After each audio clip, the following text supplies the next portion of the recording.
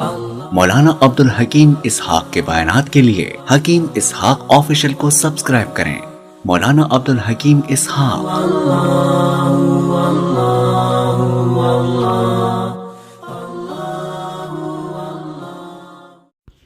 بسم اللہ الرحمن الرحیم نحمده ونصلی ونسلم علی رسولہ الکریم اما بعد فاعوذ باللہ من الشیطان الرجیم بسم اللہ الرحمن الرحیم۔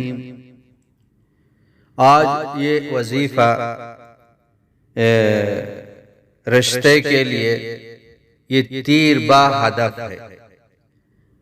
جو رشتے کے لیے پریشان ہیں، یقیناً رشتے کا جو مسئلہ ہے ایسا ہے کہ انسان پریشان ہوتا ہے، وہ لڑکی بھی پریشان ہوتی ہے، ان کے ماں باپ بھی پریشان ہوتے ہیں، لڑکی بھی یہی چاہتی ہے کہ مجھے نیک صالح جوڑا مل جائے، اس کے ماں باپ بھی یہی چاہتے ہیں کہ ہماری بیٹی کو ایک نیک صالح ایک جوڑا اس کو مل جائے،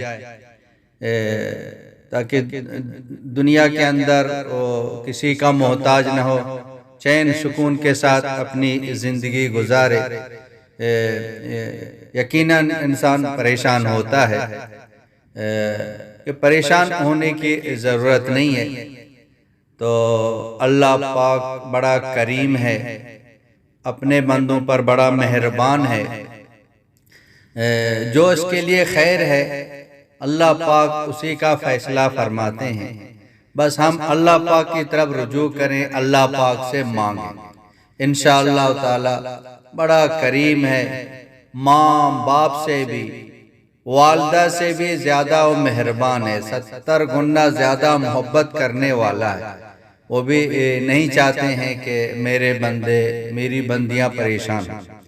تو یہ جو عمل ہے یہ عمل آپ کر لیں، انشاءاللہ اللہ پاک کی ذات سے 100% یقین ہے کہ انشاءاللہ تعالی 1 مہینے کے اندر اللہ پاک کام بنا دے گا۔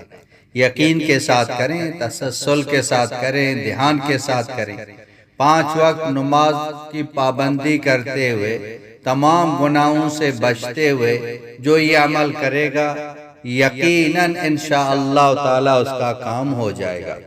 جو